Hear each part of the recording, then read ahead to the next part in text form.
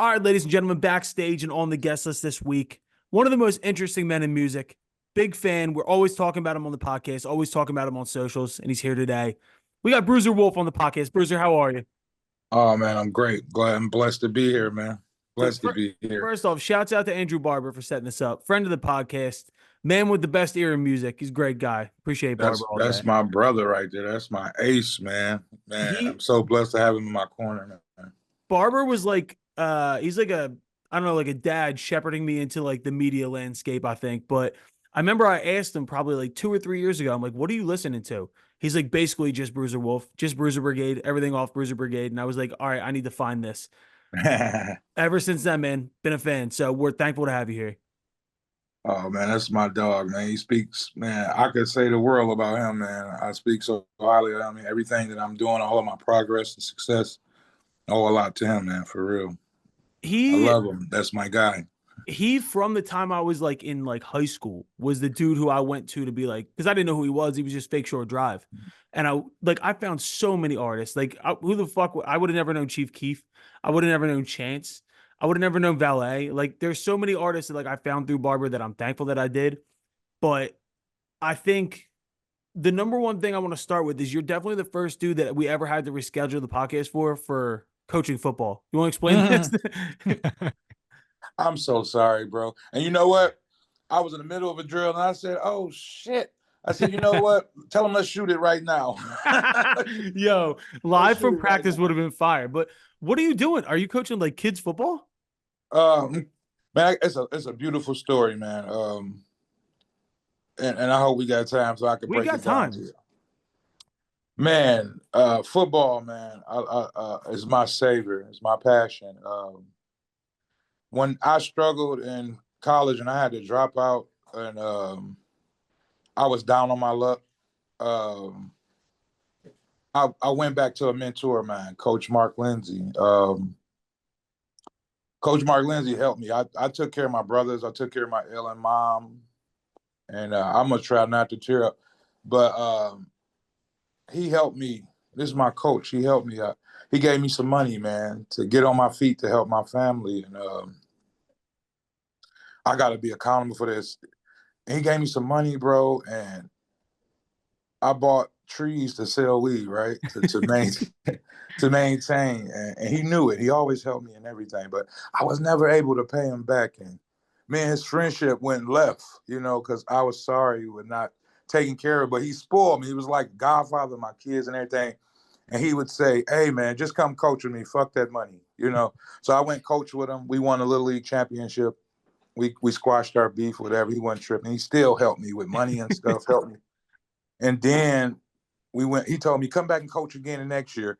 And I came back and coached. We lost the championship this year. But long story short, I had to get with my family and work with my family. I couldn't coach Little League for free. Like, I got to get a job. And, I got away from him. And me and him, we had our beef again. Like, he ain't paid me. He don't come around. And I kind of like stayed away from him, because I was embarrassed. And, he coached all of us, all my homies, like, damn, man, you still old coach, you know, and I stayed away, but we got cool. We had big bad words, but he called me one day out of nowhere, and he said, "Pull up, bro. I had a dream about you." And at this point, he had called me 7 years later. He was battling stage 4 cancer. Wow. He was battling stage 4 cancer, and when I seen him, it broke me down because he called me, you know, the real friend. He was dying, and I stayed there for weeks with him, rub his legs. He said, "Man, I want you to do one thing." I said, "Man, name it." He said, "Man, go up there and help coach the kids." And, I'm hot as fish grease right now with rapping and music and my faith. I done prayed for this, and it worked, but I'm going to go up there and give my time to them kids when I got it, so real, bro. That dude, and you know what? So many people get it and don't give it back. And that's me, dude. Authenticity is everything about you, and that's the most important shit. Like that's an amazing story. Man, I feel so bad as a person, bro. like money ain't shit, man. Time is everything, man. Facts. You know, and them last few weeks, he just passed, man. He passed away, man. He passed away a couple weeks ago, man. I had to go do that show in Texas, and I was with him every day, every other day, and going up to the field and coaching the kid. He the guy to help me, man. Help me with my family. You know, football is really big, man. It's bigger than a sport. You know, it's family. It's deeply rooted, man. And I'm gonna go up there and I'm gonna bleed all over that as much as I can. But yeah, I'm coaching. Goddamn right, dude. That's what I'm talking about. That's a fucking beautiful way to start the That's yeah, podcast. that's such a it's a hard lesson to learn. I think that time is the most valuable thing we have, and it so often takes something like reminding you in a really harsh way Yeah, how valuable time is. But yeah, that's such an important reminder, and it's good to like I can take that now. It's a reminder to me to remember that in my life with my family and with my people around me. So that's yeah, very very cool to hear that from you. In the world yeah, we live in too, bro, it's like people don't take shit seriously. People, everything's superficial. And to actually take the goddamn time, when you said it, dude, you're hot right now. You're everywhere. And to take yeah. the time and teach these kids, that's the most important fucking thing. I'm a dad, Yeah. so's Johnny. So like we know this shit. That's unbelievable. And that's where I played at. That's where my coach my coach is back up there. He wasn't up there. He coaching up there now. The guy got me my scholarship. It feels so good to do it, man. It feels just as good as what we doing right now. We're rapping, and that's how I know it's so real, man. Like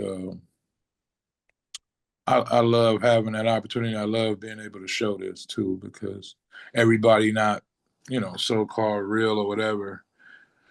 But man, time is everything. I lost my father, and I hate all the time that we was grudging, bro. Like, like this shit just so bigger than that, bro. And I'm thankful to be a vessel to these kids, man. I can go teach where I was learned, where it changed my life, where I got a scholarship, and now I can give back this way. It ain't always about having some big foundation, and you gotta do your service to God in all kind of ways. And I'm blessed, man. I'm always gonna be a realist. I'm always gonna, because man, I'm in my 40s and I'm a damn rookie in rap that's tearing shit up. You know what I'm saying? Like I believe in everything God shoot my way.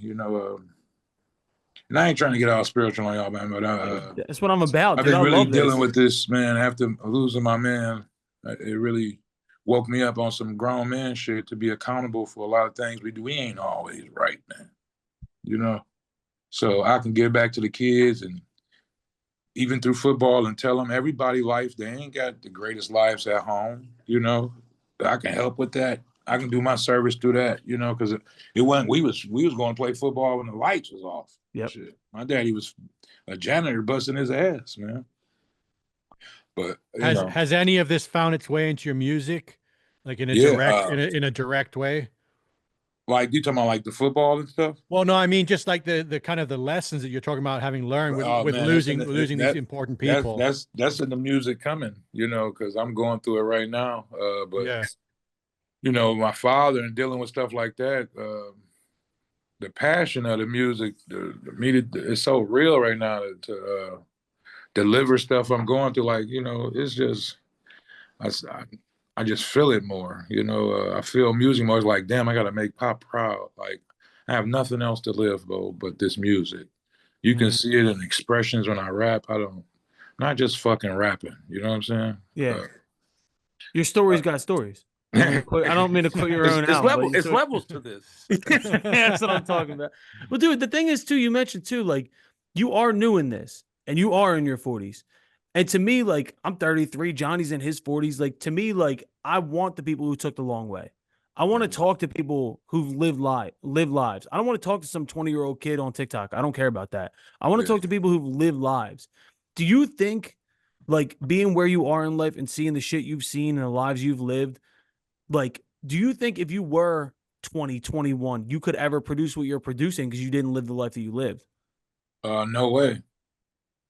No way I could, because I was rapping and I wasn't talking about shit. But flossing and being in, see, it's levels. So it's like that early age, you fascinated with just starting to get some money. You're fascinated with women, you know. Yep. It's really childish, you know, but when you get older, you got more stuff to talk about to me because you didn't live through so much. I think it should be golden to be an older rapper because you got so much that you done went through and talk like you can't go through too much. I mean, people do go through things and stuff like that, but you know, I'm just saying, like a lot of shit I done seen, man. Just the story I just told you about me even coaching football. It's more to it. It's you know, I wasn't mature enough to make a mama was a dope fiend in 20s. I didn't even know my mom was my mom. You know, the song came within time. Like, damn, she was doing this all this fucking time. But my mom was loving. She never even. I never could really see it like that. But but I had to be fully there all the time to see it. But I couldn't make no music like that. Couldn't Well, it's make kind of, this. I mean, maybe this is just the 40-something-year-old in me talking, but it's refreshing to see someone coming into it in this age because it's so rare that you get to see someone come with that perspective and have big success because, like, to be honest, the music industry does tend to be young. So occasionally you get to see an artist that starts young, has a 60-year career, and you get to see them develop and grow through their life. But that's pretty rare. So this is Yeah. really cool to see the opportunity to get a different and older perspective because, like, right now you go out on the internet, like everything is just so like youth oriented because you got companies being like, we want to sell shit and 20-year-old sell shit for you. You know what I mean? But no, man, that's how it is. And I come up under one of the one of the dopest MCs I was able to get game from, which only a year or two older than me. That's Danny Brown. But It's a friend of the podcast. We've had him on here before. I fucking love Danny, him. like I learned so much from him with albums. I'm still learning, bro. I can't. I really need him to tap in with me a little bit more. But Yo, and even as a big Danny Brown fan, like even Danny came in like the hybrid and triple X and everything like that. Like you've seen Danny grow so much over the yeah, last that's what I 10 was saying. years. Just like what John was just saying. Johnny was just saying. He was saying basically, how could we see somebody grow from those ages, and he able to do it even to now? He's gonna always experiment and love me. He just love music, Yep. man. He love music. He don't give a fuck, man. And he makes story mode albums like you can just feel the message behind every album, even if you not fucking with it like the last one or whatever. But even with Dope Game Stupid, he lined it up for me. He taught me how to line up an album. Yep. And that shit come from you learning and shit. I say we on tour. I'm like, how the hell I'm gonna come after Pollock wasn't even in the vision, but I was like, how the hell am I gonna come next after my story? He's like, Wolf, you got to bring the fans in closer to you. I'm like, how the fuck am I bringing them in? I told y'all my mama was a dope fiend. I had, you know what I'm saying? I can't get any closer. He's like, and that's how he think. He keep going. He for the fans. He for the whole story of it. How could and that's what I am about. Every story is something I went through or growed into or lessons I've had. And being an older rapper, that's what you get from that. Dude, I'm so enthralled with Detroit as a place when it comes to music. We the Like coldest. it's what's weird is why can't any of you guys just be normal? Like everybody in Detroit is fucking nuts. Between like the younger rappers, like you got Babytron and you got Sada and you have between you and Danny and even Big Sean, as big and commercial as he is, does weird shit in his music. Like, what is it about Detroit that forces you guys into finding these weird lanes to go into? I can't really say. I just think it's every which way we learned. I guess every direction we try to stick out in so many ways. Because it's so talented here. So you got those voices. You gotta be able to be. You gotta stick out. I don't really understand. You know what I'm saying? Like I just honestly being myself. I really really just love the stylistics and Blue Magic and I wanted to be a falsetto kind of like rapper a little bit. Because I just I feel like it was better that way. I liked how I felt. I liked my breathing. I learned my breathing going to ciphers and shit.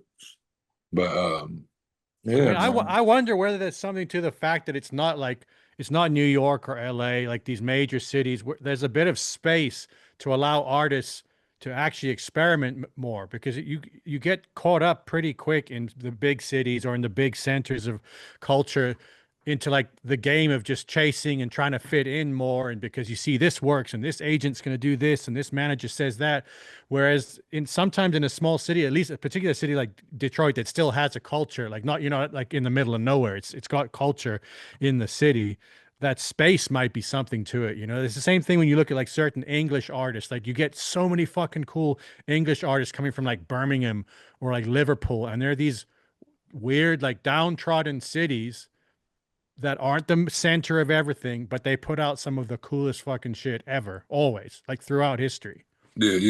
And you know, a lot of that I wanted to say I should have said, but like it's like a renaissance here. Like you got the people doing art. I'm about to have a project dropping in September with Sheeky McFly. He do murals all across the city, Michigan State, big time artists. You got people that do the R&B. It's come from Motown, bro. Like I drive up the street on the Grand Boulevard, and it's like a big tourist spot. You know, it's vans and buses out there, like just come to see the culture and the heritage of what we have here. So it's a lot to live up to, you know. I mean, people forget fucking a lot. Like I'm from Philly. I'm from Northeast Philly.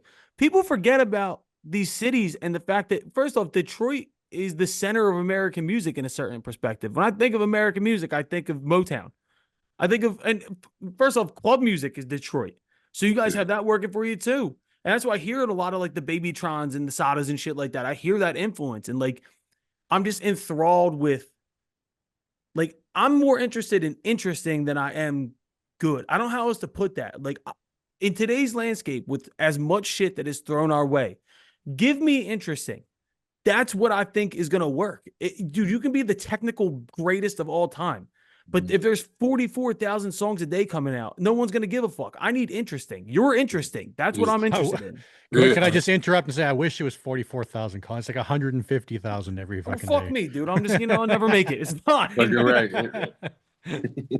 Yeah, and that's another thing too. Like I kind of take, I'm going to drop a lot this year. Just, I haven't been dropping. But my thing is to keep that different moment. Like I don't want to be dropping every second like that. But it's a different business now. Everybody dropping every damn other day. You can shoot a video on your phone, and people just streaming and streaming. I just want it to be some rich type of, like you can't get this all the time. But, would you say that do you still think of things more in like a traditional album sense? Like you're trying to put together a whole picture rather than just like, here's another one, here's another one, here's another one? Yeah, and that's how I go into all my projects. Try to do 25, 30 songs each project, and you pick the best 13. And if I'm writing and I'm rolling like that, evidently it's some story the way I'm feeling as I'm going. I can't take no time off. So, and then it'd be like, it don't always roll out like that. You picture it to be like that, but you got different producers you're working with. You might be done here, done. You don't know when they're gonna drop, or when I got like 4 albums on deck right now. I don't know which one they want to do first, or so they're not gonna be technically in the mind state I was when I was making that music. But you know what I'm saying? That's why it's so. Maybe that's why you probably supposed to drop all the fucking time. I don't know. You know what I'm saying? Like, because the way we look at shit, like, I want them to always love me like they love me, man. I love my fans, man. I do it for them, I don't want them to get wore out. Oh, shit, here go another hot Bruiser Wolf bar. And, I just always want them to love it and appreciate it. So I feel like long-term fans care about albums. I've been hearing a lot of people talking about this. Like, a hot single, obviously, like you need to play that game and the algorithms and all like that stuff. But at the end of the day, fans want a full vision from the people that they're interested in. I be thinking that like they be like, we want more Bruiser Wolf. Like I'm fairly new, so it's like, okay, I got all these projects. I got a EP with 8 songs. Maybe I could throw this out there for them as a treat, but it ain't like for them to fucking make it like, is this a critically acclaimed album of the fucking year? You know what I'm saying? I'm just throwing it out for y'all because I love y'all and I've been making it. Ain't no need for me to let it sit around. You can't be precious. You gotta fucking get it out there. Yeah, so I'd rather get it out there too. And then I got like shit with Harry Fraud. Harry ready to release on y'all right now. Man, his album is great. You know, so I got Nicholas Craven. His shit is great. You know, Are you focused right now on locking in with one producer per project? Because I mean, we've been talking a lot about like obviously Alchemist does this with people. Like it's a classic. You think Gibbs, Alchemist, you think Hit Boy, Nas. Like, are you focused right now on taking a singular producer and doing that vision?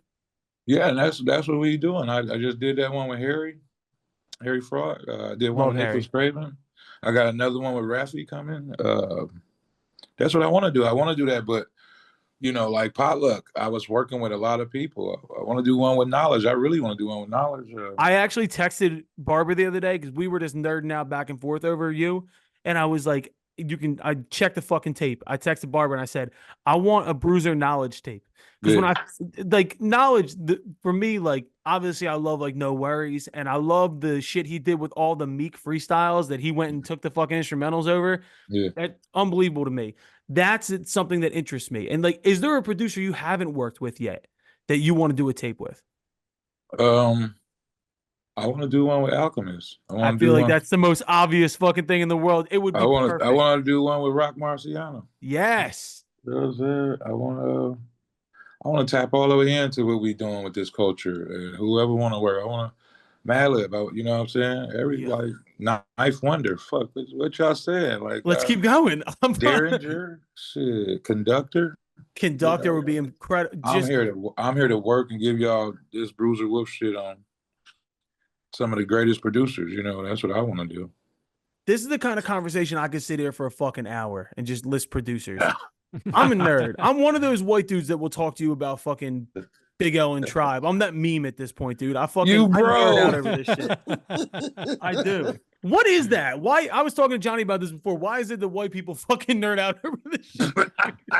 It's nuts. The memes are real. It's fucking crazy. But it's like you interest me, and it's not obviously the vocal cadence is like what gets people hooked. They're like, what the fuck is this? Why is this happening? And then you dig into it and the stories and the fucking lyrics. It's incredible. How did you, and I'm sure you get asked this question all the time, but like, how did you settle on that as your like delivery? How did you settle on that as your cadence? Like you had to have experimented with that. I used to rap slow flow. You know, Really? like that was all I have in this world is my bars. All I have in this world. I used to rap slow, and I don't. Sound like to go back to the question. You want to stick out the Detroit? You know, I sound like everybody. You know, like as I learned, like we talk about with time. Like I couldn't have did this at 20 something. Like I was tweaking my voice, and I couldn't. I was rapping and going. I was just somebody regular. The whole voice, it made you guys think it was funny. It made me tap into my vulnerable state. It made me be more of a writer. It challenged me to spit instead of being comfortable as a trap rapper and rapping about what everybody else talk about. How can I be the realest street cat in the world? Mm-hmm. Nah. So, you know, that took it there. That voice made me jump in them pockets, going to them Friday night ciphers with DJ BJ every Friday and don't know what beat you're going to get. And I'm trying, you know, my win with this voice, and it just worked out that way. Now I practice in the morning. I practice before I go to sleep. You know, my daughter's tired of me, but I do a 45-minute set before I go to sleep, sweaty and all. Shit. I don't know when they calling. We getting booked like a mug, so I want to be ready. I want to be the MC with the great words that's rapping over his vocals. I want to be spitting, bro. I want to be special because I'm just gonna work for it like that. You're one of the few people, and it's something. Even I'm not a rapper. I write fucking rock and country and Americana music, but I always am envious of writers who can actually bring humor and sarcasm and something unique to a song. Mm-hmm. Like, and it's not only being funny, but also wrapping that back into storytelling. That's Mm-hmm. incredible. Like, there's few rappers alive that can do that. Yeah. I think like Action Bronson always makes me laugh. Bronson's one of my favorite rappers of all time. Yeah. It fucking obviously I could bring up Doom to the cows come home, but fucking Doom could do the same shit. Like that to me is like once again, it's interesting. It's fucking interesting. It just, man, it's I could go back to me saying I don't want to be rapping like everybody else. Like and it come with time too, and I'm with time y'all giving me the Unky character. Now y'all want to be Unky, so fuck it. I'm gonna let y'all know how dope game stupid. You can keep hustling if you want to. You know, just giving game. You know, you get older. Who are you, old man? To even say anything. What is valuable? You know, so it go to that, bro. It go to spitting game. It go to you can't be serious all the fucking time. Goddamn right, dude. Like, damn, man. This ain't WrestleMania, bro. Like we fucking it's all types of music, it's all types of personalities, it's all types of expressions, man, into music and poetry and all. Like you be talking about words. How do you deliver a word for somebody really to feel it? Like, come on, man. You it's gotta. too, it's too like you seem very much in service right now. Mhm. Like, and that doesn't get said enough. Like between what you're doing with football and between what you're doing, dude, if you got to be the unk to get people to listen, then be the unk to get people to listen. Yeah. Like it, I just take the road. If y'all want to be funny, okay, it's funny to y'all, but it's really serious. It's really, I take it and run whatever because I had to find my way in this shit. How they gonna like me? Whatever you like, y'all can talk about me. I don't want everybody to love me in the comments. I want y'all to say I'm Mickey Mouse and who the fuck is Snagglepuss and motherfucker sound like a knockoff 40. And yeah, because now in the barbershops, I got somebody for the people that love me to argue with. It makes it even bigger. So whippity fucking do. and look, if everybody likes you, you're probably boring. End of story. And it's like you have if you got negative comments, you got people listening. It don't fucking matter. I had to Yeah, learn dude, that lesson. there's no truer statement. You really start to feel like, oh, we're starting to make it when you start getting those comments that are really filled with hate. Like you don't Yeah. If want I had a to, there's dollar a for every time, ratio. I'm making it now. I'm fucking dog, if I had a dollar for every time I posted a clip from this podcast and the first fucking comment was like, who are these four fucking morons? And I'm like, I don't know, man. You're clicking the fucking video. Don't talk to me. You know what I mean? Yeah. But no, it's like, man, I feel like I'm a substitute teacher in a classroom full of fucking goofballs. Ready I'm like, fuck it, go nuts, because I was there before, baby. Talk your shit. But at least you talking, Exactly. Yo, in a fucking attention economy like we live in right now, how do I get people to listen to me? Not everything is sunshine and roses, dude. All the guys from Barstool told me when we started this podcast, yo, don't read the comments because they're gonna shit on you. And I was so sensitive. I was so fucking sensitive. And I don't know what happened to me. My heart turned cold. I don't give a fuck anymore. Say what you want fuck to it, say. bro. You got more. Hey, I use them lines that they say I'm gonna be. Hey, I didn't went to dudes' pages. I'm like, this dude was just saying some crazy shit about me. And I'm looking at him and his son on his birthday, and they look geeky as fuck. Like I got some bars. I got more shit to talk about. I can relate more with the fans. I'm gonna send a shout out to a couple of my haters. I screenshotted them. Yeah, dude, nothing like going and finding the avatar, fucking the guy with the egg avatar on Twitter talking shit, and Now, then going now to he find the like my actual music. picture of No, him. it's too late. I gotta get you back for that. You was in class clowning, man. You want to talk shit and look at you and your stupid nerdy kid. Right. Fucking with me, man. Terrible though, but people is people, man, and I love that about this. I love it about people having criticism, man. It's how do you even perfect anything without critiquing it? And I need that. It's like me playing ball and checking ESPN the next morning and see if they like how I balled out. And some of them talking shit. Some fans don't like me. Fans do love me. But Yeah. I love it, man. Speaking of ball, we got to talk about this. Are you a Michigan State or a Michigan fan if you're talking college football? Michigan. Me too. Let's fucking go. Go blue. My family's from my dad's mom is from the UP. So yeah. I'm a huge Michigan football fan. Lions. Are you ready to lose in the NFC Championship game? What are you trying to say? Because you're rolling with the Eagles? Eagles. Johnny don't get I Johnny. fuck with the Eagles, but you know I'm a diehard Lion fan, and y'all know we gonna get take care of y'all, man. I'm happy for you guys to make the playoffs for once. That's good. I'm proud of you. I'm proud of you. Look, you guys are having a Dude, little Colin, bit of you know me. I don't know a lot about football, but I do love how Colin always talks like the Eagles are some dynasty, like from Rome or something. what the fuck? Like, We won you the know, Super Bowl last year. They I know, got a but nice little run, and they got a future with a quarterback. They went and stole the running back. I forgot his. Saquon, thank you very much. I'm sorry. And Saquon, you know, and they always had a solid defense. You know, I love Brandon Graham, Oh, Go Blue, Michigan. it's my You boy. know, I know him play with the personally. He's a great Cubs, guy. Little League, Detroit. But you know, I'm a Detroit Lion, man. And we're gonna kick y'all ass, man. Listen, the Tigers are playing good baseball. Yeah, yeah. I think the Pistons might figure it out. You got a good young core. got floor seats. I Do got floor you? seats. Sitting close enough to check Cade.